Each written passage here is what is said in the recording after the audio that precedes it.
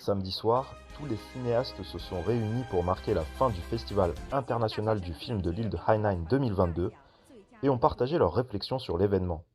Hainan est effectivement l'un des endroits les plus appropriés en Chine pour accueillir un festival international du film. Un grand nombre des festivals les plus intéressants au monde se déroulent dans des villes où la température et l'humidité sont douces. Un festival international du film devrait ressembler à cela en réunissant différentes voix du monde entier. Les gagnants des Golden Coconut Awards ont été annoncés lors de la cérémonie de clôture.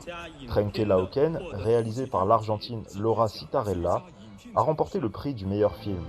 Quant à la réalisatrice française de Saint-Omer, Alice Diop, elle a remporté le prix du meilleur réalisateur. Les ventes de billets pour la partie exposition de cette année étaient bien meilleures que lors de la dernière session en 2020. En moins de 4 heures, les ventes avaient déjà atteint 97% du nombre total 2020. Certaines projections étaient également gratuites pour les spectateurs. Regarder un film en plein air est très différent d'une salle de cinéma. Ici, vous pouvez communier avec la nature. Le festival comprenait également des forums thématiques, des masterclass et une section investissement, avec 9 films en cours de réalisation et 14 projets de scénarios présélectionnés pour trouver des investisseurs et des partenaires.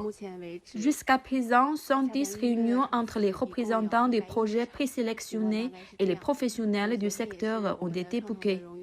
Le Festival du film de Hainan 2022 est le premier festival du genre depuis que la Chine a assoupli ses restrictions sur le coronavirus. Beaucoup confèrent donc à l'événement une signification symbolique, en cela qu'il pourrait marquer le début d'une nouvelle étape pour l'industrie cinématographique.